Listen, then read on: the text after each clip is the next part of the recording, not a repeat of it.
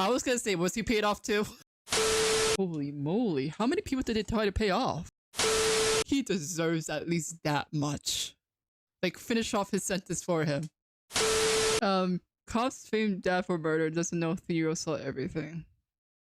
So, let me see this.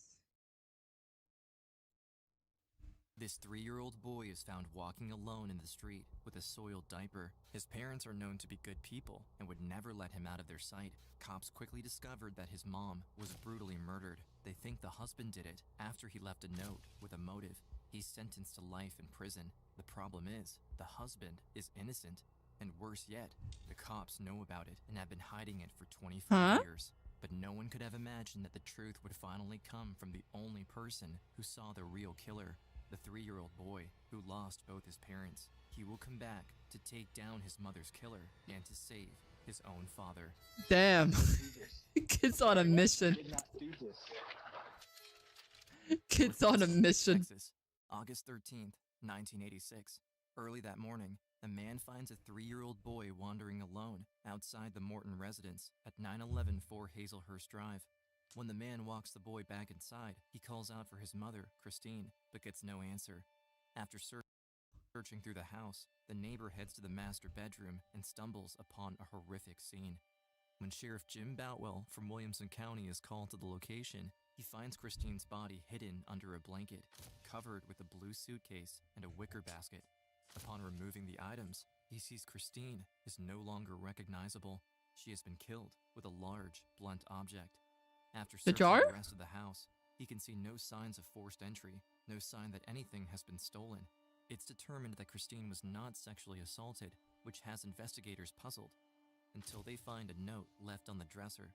It's written by Christine's husband, Michael. Later that day, Michael leaves work to go pick up his son at the daycare, but finds little Eric was never brought in. He calls home to ask his wife what happened. To his surprise, it's Sheriff Boutwell who answers the phone.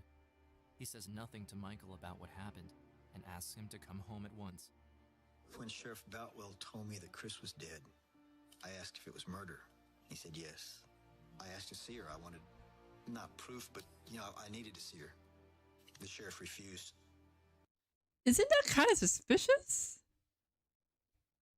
Like, why would a killer leave a note with his fucking name on it? Huh? How does that make any sense? Like, unless it's like a murder-suicide, that he should be off killing himself. Not going picking up his son and asking his wife, hey, where is my son, by the way? How did they assume it was... Like, I get that they have to, like, make sure they can clear everyone around them. So, family, husbands, girlfriends, boyfriends, etc. But, like, that seems way too set up. It's kind of stupid, not gonna lie. Oh, the isekai anime. Ah. Maybe we can watch it after, like, maybe Uma Musume is done. In movie night. That's suspicious, ain't it? Ain't that a bit suspicious? Like, what type of killer would write out a note saying why they killed her and then write their fucking signature on it? Huh? All the questions were adversarial, accusatory. It became clear to me that the sheriff showed up, looked around, and, okay, husband did this. September 25th, not long after Christine's funeral, Michael is at home with his son when the doorbell rings. He takes Eric in his arms and goes to answer. When he opens the door, it's Sheriff Jim Boutwell with several deputies. They're here to arrest Michael. I don't remember the exact words, but I said something along the lines of, "What? You've got to be kidding. What?" I turned off some stuff in the kitchen. I grabbed Eric and I told him that I wanted to call a friend to come get him. And he said that wouldn't be necessary. One of the deputies grabs 3-year-old Eric and pulls him out of his father's arms, while Sheriff Boutwell handcuffs Michael. All the while, Eric is screaming for his father, with his arms outstretched as he's being taken away. No. February 9th, 1987, less than 6 months after the murder, Micheal Morton's trial begins. Innocent people think that if just tell the truth, you've got nothing to fear from the police. I never seriously thought that they would convict me. The prosecutor is District Attorney Ken Anderson, who is known for being aggressive, sarcastic, and smart. For him, Christine's murder trial is his biggest case yet. If he wins, it will propel his career. Oh. Is he the murderer?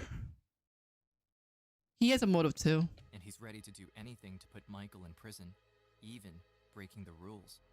He begins his Suspicious. attack by focusing on the note found at the scene. It spoke of an argument the couple had the night before about sex. Prosecutors say he beat his wife to death after she refused to have sex with him on his birthday. That's the best excuse they got?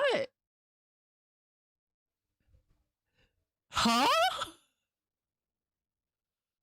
I get there is more stupid reasons for committing murders.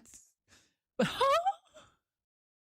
District Attorney Ken Anderson today focused his line of questioning on Morton's infrequent sexual relationship with his wife. The story Anderson sells to the jury is that Michael wasn't happy with Christine, and he wanted out of the marriage. And when she refused to have sex with him on his birthday, he killed Christine in a fit of rage. A Williamson County man took the witness stand today in his own murder trial. Morton broke down in tears today as District Attorney Ken Anderson showed him photos of his wife's body. When Michael takes the stand, the jury hears his side of the story. How Christine was alive when he left for work, where he clocked in at around 6 a.m. According to his testimony, Christine must have been killed after he'd left. So he had a fucking alibi. He tells the court he wasn't angry when he left the note, that it was meant as a playful banter with his wife. But the jury no longer believes him. So he wrote that? Bruh. After Prosecutor Anderson brings his last witness to the stand. In other trial news, damaging testimony yesterday in the wife-beating murder trial of Micheal Morton. The jury relied on the testimony of Travis County Medical Examiner Dr. Roberto Vallardo. Dr. Roberto Vallardo testifies under oath that after examining Christine's stomach contents, he estimates the time of death to be at around 1 a.m., 4 hours before Michael says he saw Christine alive when he left for work. The defense is devastated. With scientific proof against him, Michael's alibi falls apart, and the jury is now sure to see him as guilty. But what no one knows is that in reality, Dr. Vallardo was unable to determine the time of death accurately. I was gonna say, was he paid off too? But Ken Anderson still used him as an expert witness. So, shitty ass, fucking ass evidence. Okay. To give his damning testimony. February 17th, the trial comes to an end. During the closing arguments, prosecutor Ken Anderson puts the final nail in the coffin. He fabricates a claim that Michael sexually assaulted Christine after the fact. But there was no sexual assault that happened during that time. The police said so themselves that there was no sexual activity when she died. Where the fuck is he pulling this shit from? While having no proof her real killer did anything of the sort. But it no longer matters. No one will contradict him now. As he describes the scene to the jury, Anderson has tears coming from his eyes. The performance is effective. It doesn't take long for the jury to deliberate. Late this afternoon. So is he just allowed to make shit up now? Didn't the police say that there was no sexual assault that happened on her body? And now he's pulling this shit out of the bag? How the fuck is no one calling this shit out now? Oh wait, it's the police. Afternoon, a jury found Morton guilty of murdering his wife last summer and then sentenced him to life in prison. After the sentencing, Anderson tells the media a life sentence is too good for Micheal Morton and that he should have been given the death penalty. Is it because if he's alive, you can still fight it and close your fucking story out the window in a few years' time? Piece of shit. It got sickening after a while to watch him cry at the wrong times, and he seemed only to cry for himself. Just totally... You mean yourself? You mean you're crying for yourself, ain't you? Without any remorse whatsoever for killing his wife. When they announced the time, the aggravated life, I was stunned. It literally knocked the wind out of me. My knees buckled, My butt hit the chair. Had that chair not been there, I'd have hit the floor. As he's escorted out of the courtroom in handcuffs, Michael continues to claim his innocence, but no one believes him. I didn't do this. I'm sorry, what? I did not do this. Ken Anderson has just put an innocent man in jail for life. All the while, the real killer is still out there, free to kill again. As for Michael, he languishes in his cell year after year. He files for appeals, but is rejected every time. His only solace comes from the visits of his son, Eric, whom he's allowed to see once every 6 months. There was court-ordered visitation. Eric would have to be brought to me by my sister-in-law. Visitation is like oxygen. I would love seeing him, but I could also see that he was becoming more distant. He was becoming something of a stranger. The first time I heard him call my sister-in-law Mom, it startled me. As he got a little bit older and he started, getting into puberty and becoming a teenager, some of the visits were feeling a little forced. One day, I got a letter from him that he said he would like to suspend the visits, not do them anymore. Because the visits are under court order, Eric needs his dad's permission to stop coming to see him in prison. Michael is heartbroken. All he wants is to see his son one more time.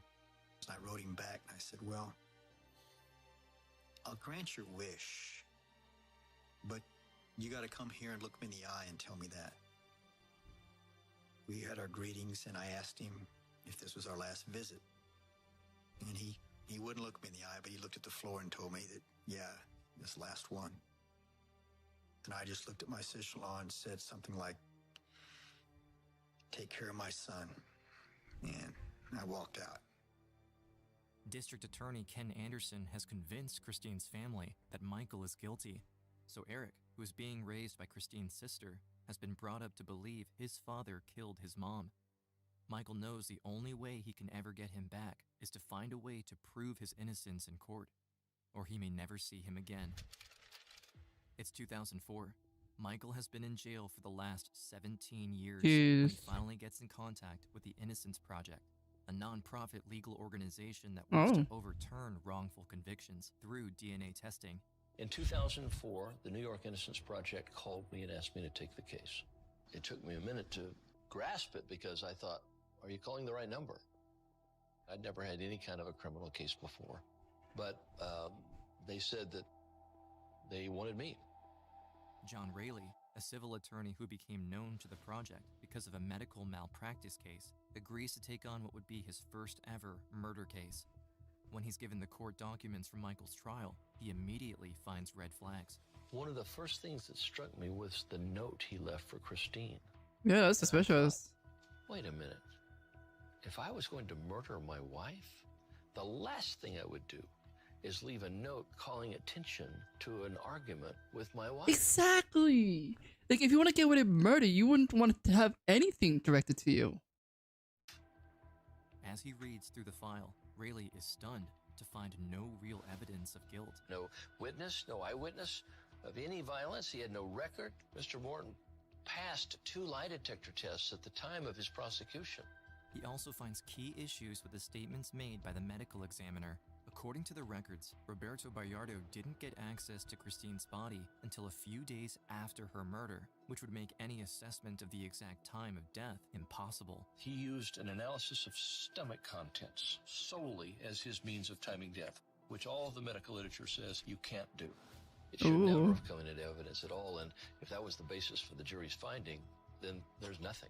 So there's nothing really to convict the man at trial. That doesn't mean he's innocent. John Raley is determined to find out the truth about Christine Morton's murder. His first step is to go meet Michael in person. When he arrives at the Mark W. Michael unit in East Texas, he's taken to the family room where Michael is waiting for him. I ask him, what happened on August 12th and 13th, 1986? Take me through those 2 days in as much detail as you can. August 12th, 1986, I turned 32. It was one of the best days of my life. We had 3 dark years where we had a sick child. And Everything seemed to be heading up. So we all went to the City Grill. I remember feeling really, really good as we were leaving, and Eric was walking between us, and we each had a hand, and you know how you'll sometimes pick him up, and it just felt really good. This is what it's about. Things are great here. Mm. We got home, finally got Eric to bed, and if you're married and it's your birthday, she fell asleep. Aw.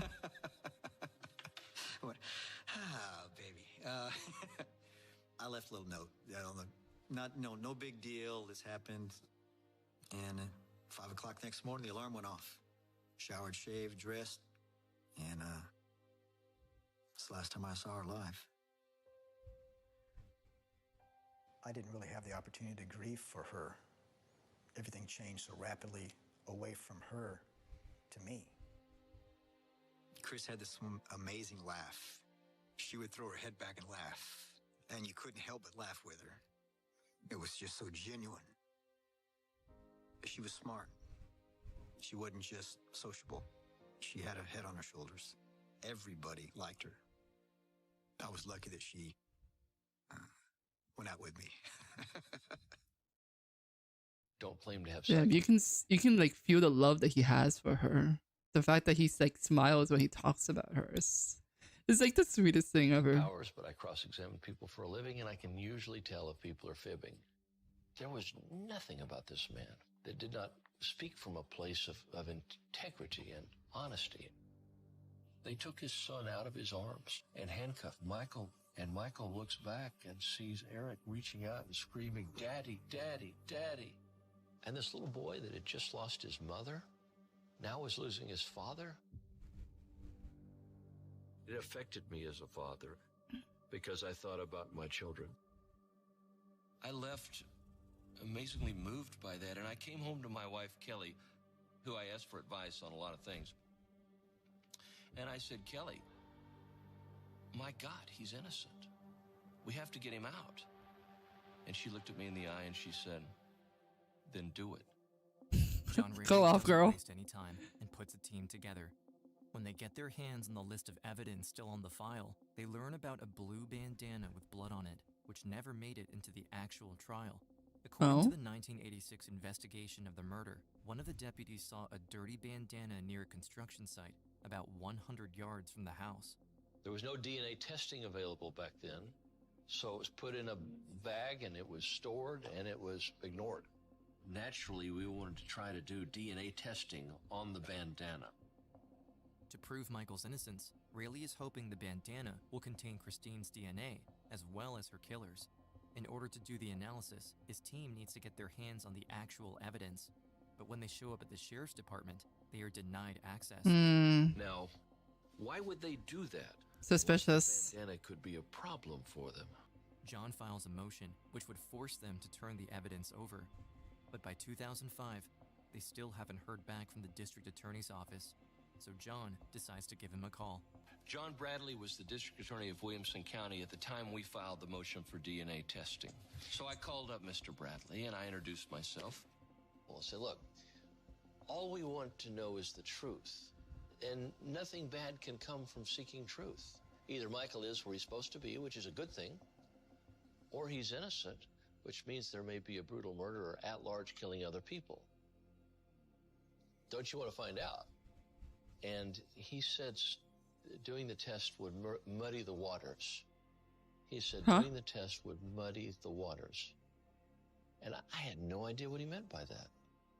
It just so happens John Bradley's mentor is none other than Ken Anderson, the prosecutor in Michael's case.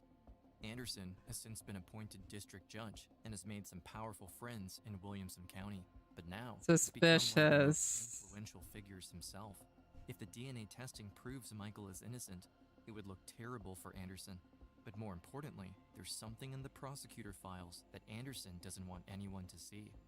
John Bradley understands this, and he rejects Rayleigh's request. I was completely unprepared for the height and the depth of the power of the district attorney's office of Williamson County. That's just corruption. There was a strong political machine against us. Michael's life hangs in the balance, But Ken Anderson didn't just take away his freedom, he also took away his son. When my son turned 18, I got a letter that he was going to legally change his name and that he was going to be adopted by my sister-in-law and her husband, that I was going to officially and legally lose him. With all the bad things that had happened, my wife's murder, my arrest and conviction, my life sentence, all the deaths in my family, the failed appeals, the DNA snafus, all of that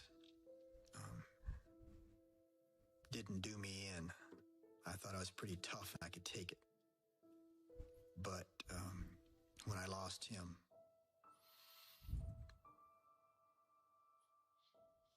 Because he lost everything. that's what broke me.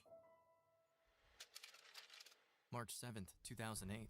Over 3 years after he filed his motion, John Raley has his first hearing in the case. He tells the judge about the bandana with blood on it, that it was never subjected to DNA testing.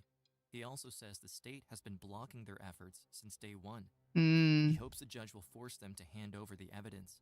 But he has no idea that District Attorney John Bradley has already arranged for the judge to reject his request. Oh my God, he's being paid off too. Lost before it began. In fact, John Bradley isn't even at the hearing. Raley is furious. Right away, he gets in his car and heads off to go see Bradley at his office, which is in Georgetown, nearly 200 miles away. I was seriously concerned that day that he might actually have a stroke or something. It was that bad. I mean, his blood pressure was so elevated, and he was so angry. I mean, anyone would be angry. They're blocking him for fighting justice. And everyone's being paid off. It was like, this is going to kill my husband. When he arrives in Bradley's office, Raley's blood is still boiling, and he does something completely out of character. Maybe it's because I had driven all the way from Houston to Georgetown, and maybe it's because I was tired, and maybe because it's frustrating. But I said loud enough that everybody in his office could hear, "What are you afraid of?" Let me turn it on you, Mr. Bradley, because what would you do if the test results exonerated him and identified someone else as the murderer of his wife? Because I can handle the truth. Can you, sir? Ooh, tell him. They can't handle the truth because they know what the truth is. I've never told anybody this, and I don't know that I should now. There was a time in the middle of this that we were struggling financially, and there was a real temptation to focus on work that would make money for the family and not spend so much time on this pro bono case where nothing good is happening. That was a temptation. A few days later, on a Saturday morning, John Raley gets a call he never expected. It's Michael, and he has news. And he said, "Well, I'm up for parole again."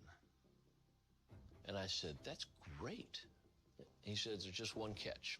He says, "I have to confess that I'm guilty of murder." Oh. Michael has been in jail for 21 years. He has no idea where his son is.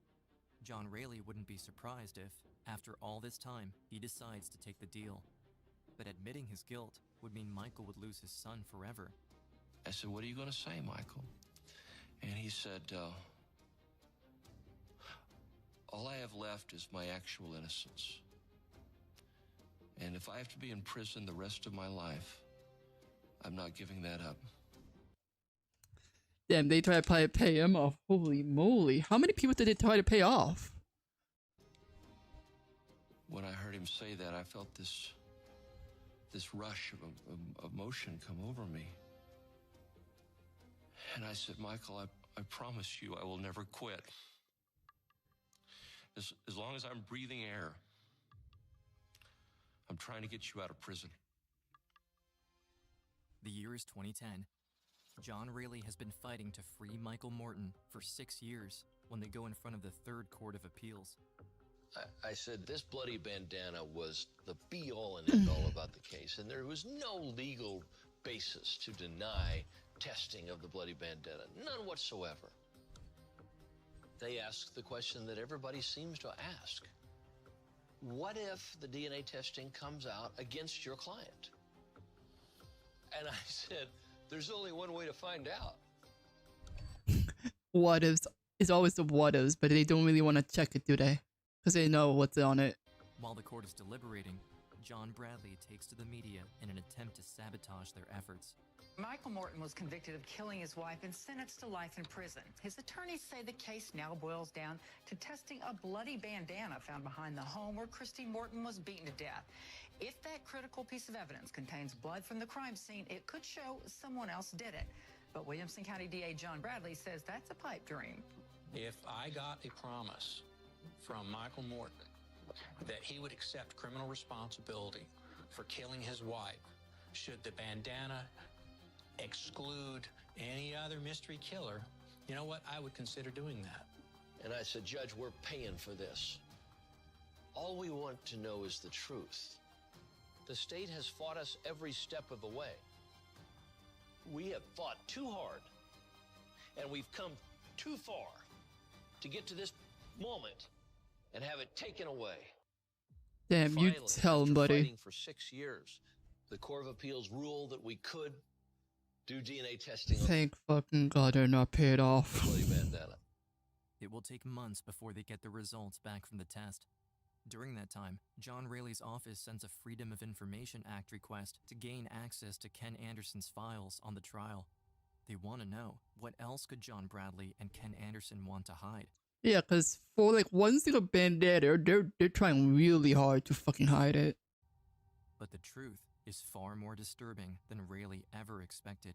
When I was able to finally get my hands on the file, I saw that the evidence of Michael's innocence was in the district attorney's file and had been concealed. The investigation done in 1986 showed Michael should never have been the prime suspect. There was a footprint in the mud behind the home that no one had ever done a plaster cast of. There were strange fingerprints on the sliding glass door, but no one had ever run those prints. There was a sighting of a strange man in a large van in the days before the murder in the same area where the blue bandana was found, and the man was seen walking into the woods behind Christine and Michael's house. Another piece of evidence that was concealed, and this is crucial and absolutely heartbreaking. Eric talked to his maternal grandmother, Christine's mother, on the day of Christine's funeral. Rita, Christine's mother, wrote verbatim what Eric told her. This was their conversation. Mommy's crying. She stop it. Go away. Why is she crying? 'Cause the monster's here. What's he doing? He hit Mommy. Is Mommy still crying? No. Mommy, stop. The monster threw a blue suitcase on the bed. He's mad. Did the monster hurt Mommy? Yes. Mommy go to the hospital. Was he big? Yeah. Where did he leave? The door. Which door, Eric? Front door. Then, Eric's grandmother asked him the most crucial question. Where was Daddy, Eric? Was Daddy there? No, Mommy and Eric was there.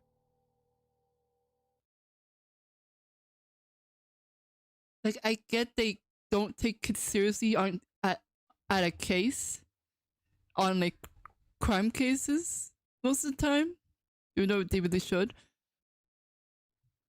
That just throws their whole entire story out the fucking window. This information was concealed for 25 years. It was withheld from the defense, from the court, and from the jury. Ken Anderson knew that Michael was innocent, but he still sent him to prison for life and let the monster who killed his wife go free to kill again. Christine's mother, Rita, was later told by detectives that the man 3-year-old Eric called the monster was probably his dad. He just didn't recognize him. As for Eric, he was so young when he witnessed his mother's murder that he no longer remembered. June. No, he said his dad wasn't there. It's just him and his mom. You asked him, was Daddy there? He's like, no, it's Mommy and Eric. How did you think that the monster was directed towards his dad? I get it was nighttime and he's a kid, but I think he should know what his dad fucking looks like. 2011. Michael has been in jail for 25 years. It's been months since the evidence has been sent in for DNA testing, and still no news. There's a chance the bandana is a dead end, and they don't find what they're looking for. Still, Michael A dead end that they protect for so fucking long? I doubt it. hopes. Until one day, he's called to the family room where John Rayleigh is waiting for him, with a smile on his face.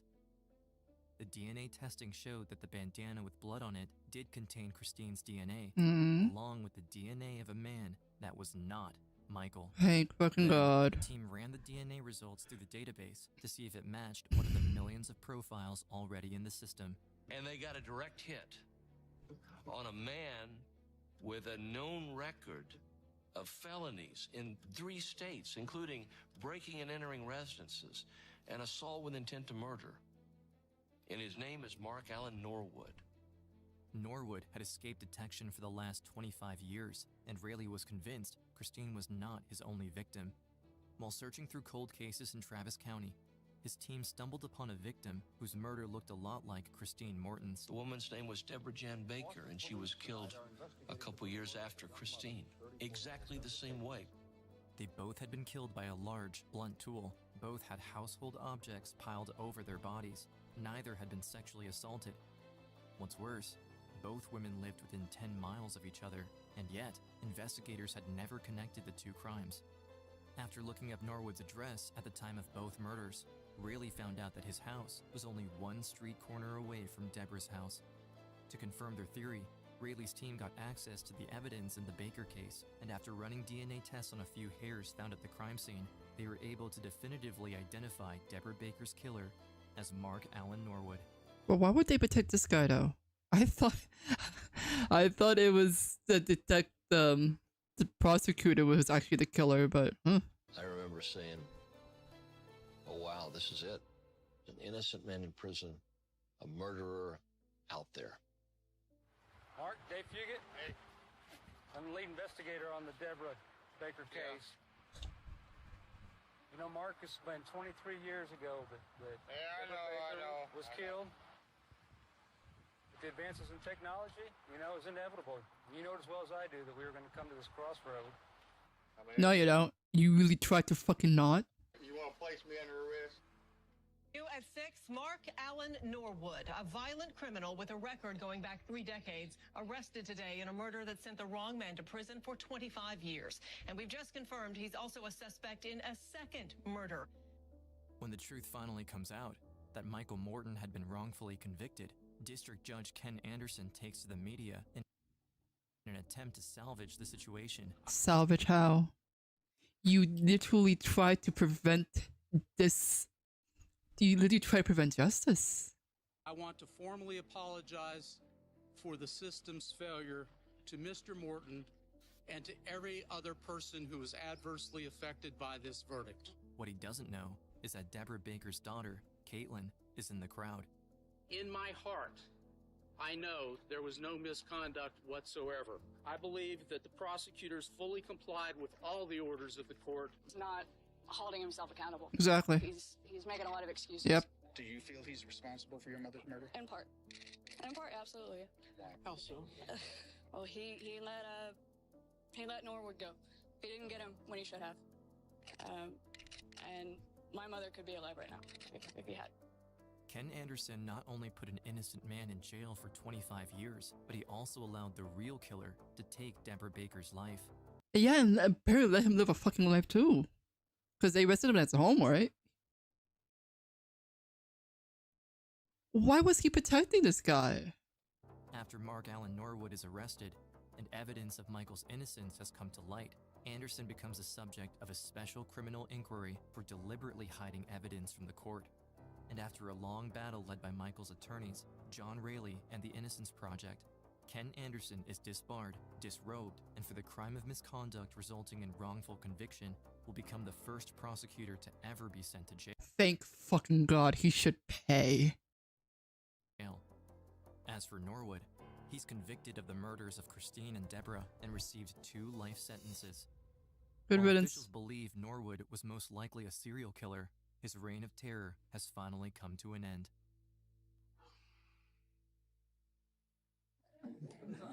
It was somewhat chaotic.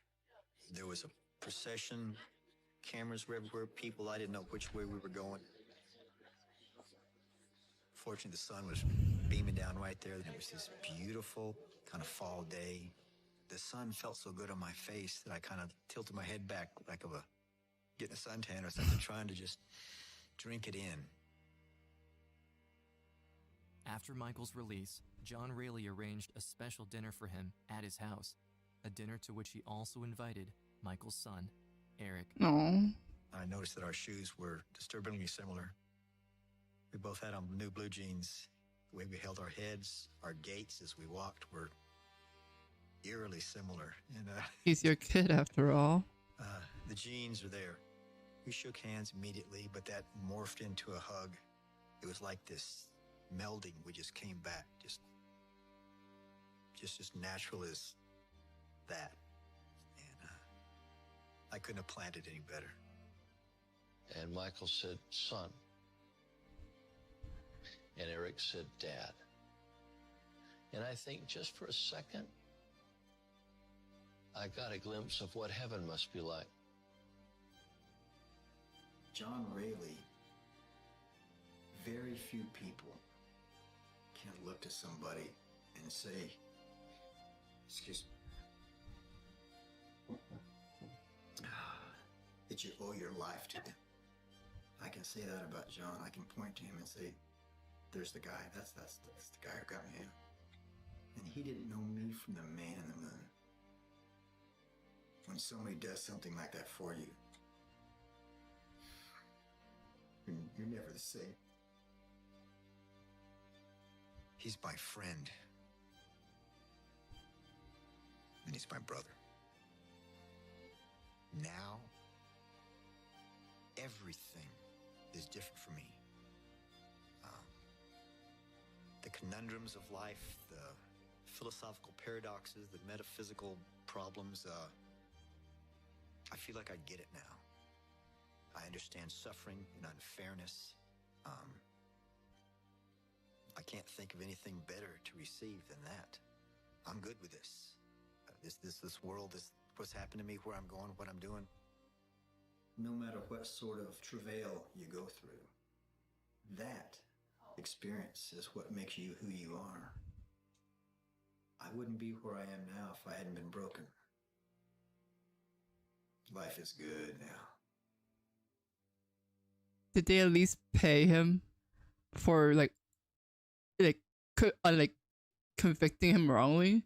Like most cases of unlawful conviction, usually they should they do, but they should pay them for basically forcing an innocent man in jail for fucking 25 years.